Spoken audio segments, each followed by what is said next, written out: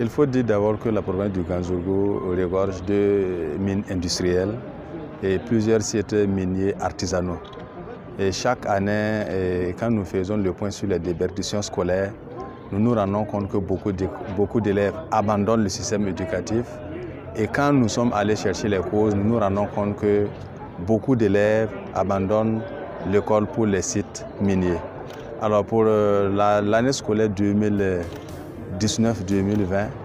et quand nous avons fait le point, nous nous sommes rendus compte qu'au moins 1 millier d'élèves et plus de 55% des garçons de ce millier d'élèves-là ont abandonné au profit des sites miniers.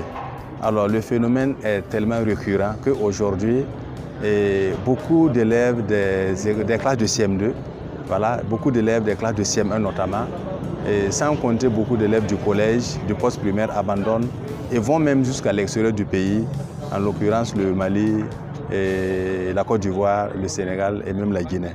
Alors pour la session des examens au CEP en 2020, alors à la fin de l'année, nous avons dénombré autour de 560 élèves du CM2 qui ont abandonné. Et quand nous sommes allés aux raisons, le motif était que beaucoup d'élèves même avaient déjà franchi la frontière et beaucoup étaient partis à la recherche de l'or. Donc c'est dire que ça impacte négativement notre système éducatif du point de vue quantitatif et du point de vue qualitatif.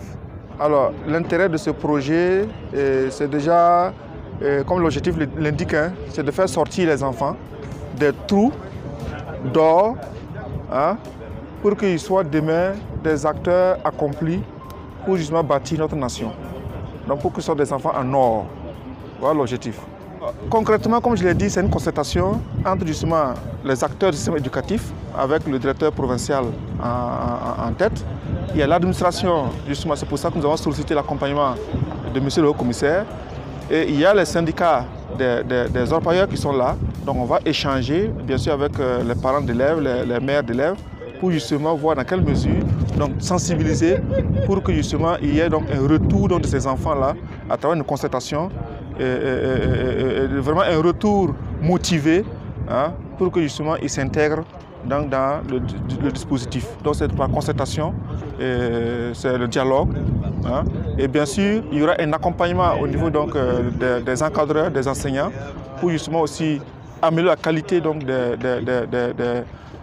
prestations de l'enseignement. Donc il y a tout un ensemble donc, de formations qui sont prévues à leur endroit. Et il y a aussi, comme j'ai dit, les parents d'élèves également. On va chercher la cause donc, de ce départ d'enfants vers les sites miniers. Donc on va essayer donc, de contribuer à résoudre donc, ces causes. Justement, l'une des pauvretés, l'une des causes peut être donc, justement l'accès à l'alimentation. Donc nous allons les doter en vivres.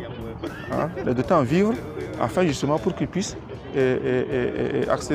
permettre aux enfants dans l'école. Nous allons chercher à analyser et mieux et davantage construire tout un potentiel autour donc, de ses parents à travers d'autres filières, pas forcément l'alimentation, mais à travers donc, la production, à travers l'économie locale, l'économie familiale.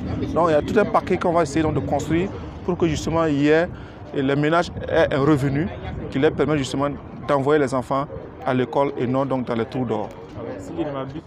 Remercier en tout cas du fond de mon cœur, en tout cas l'ONG Oxfam, pour avoir songé en tout cas à cibler la province du Ganzourgou pour lutter contre ce phénomène qui crée en tout cas une déperdition scolaire dans notre province.